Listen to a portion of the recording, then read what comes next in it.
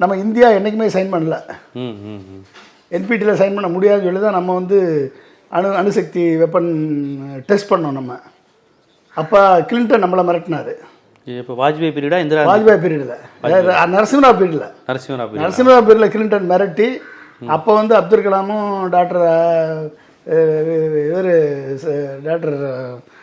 சிதம்பரமும் 2 பேரும் சேர்ந்து இந்த அணுசக்தி வல்லமை பெற்ற நாடாக ஆக்குறதுக்கு ரெடினஸ் பண்ணிட்டு இருந்தாங்க. அப்போ மிரட்டுறாரு, நீ பண்ணக்கூடாது, நாங்கள் சென்ஸ் பண்ணுறோம், நீ அட்டாமிக் வெப்பன் டெஸ்ட் பண்ணிடுவீங்க, அணுசக்தி சோதனை நடத்துவீங்கன்னு.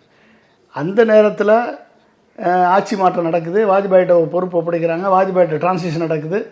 வாஜ்பாயிட்ட அந்த பொறுப்பை வந்து நரசிம்மராவ் ஒப்படைக்கிறாரு. இவங்க 2 பேரையும் கூப்பிட்டு போய் வாஜ்பாய் அதை எக்ஸிக்யூட் பண்ண சொல்கிறாரு. நடக்குது. இந்த 3 அட்டாமிக் வெப்பன் டெஸ்ட்டு அமெரிக்காவின் கண்களில் மண்ணை தூவி 3 நம்ம போட்டாச்சு. அப்போ இன்றைக்கி 150 குண்டுலேருந்து 200 குண்டு நம்ம வச்சுருக்கோம். ஒரு குண்டு பண்ணுறதுக்கு 40லேருந்து 50 கேஜி வேணும் யுரேனியம்.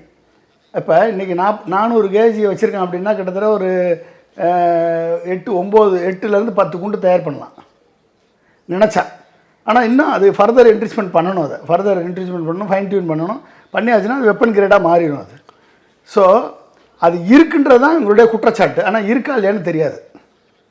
நீ எனக்கு வந்து ஆக்சஸ் கொடு, நாங்கள் பார்க்கணும் இல்லைன்னா. அப்போ இதை வச்சு மிரட்டி ஆல்ரெடி அமெரிக்காட்ட நியூக்ளியர் வெப்பன் இருக்குது, சைனாட்ட இருக்குது, இந்தியாட்ட இருக்குது, பாகிஸ்தான்கிட்ட இருக்குது, நார்த் கொரியாட்ட இருக்குது, ரஷ்யாட்ட இருக்குது, எல்லோரும் வச்சுருக்கான். கொரியாக்காரன்ட்டு பேசவே முடியல அமெரிக்கா. ஏன் கொரியாக்காரன்ட்டு பேச முடியாதுல்ல? கொரியா தான் இல்லை, அவங்க போட்டு விட்டான்னா திரும்பி அணுகுண்டு இருக்கக்கூடிய நாடு சேஃபான நாடு.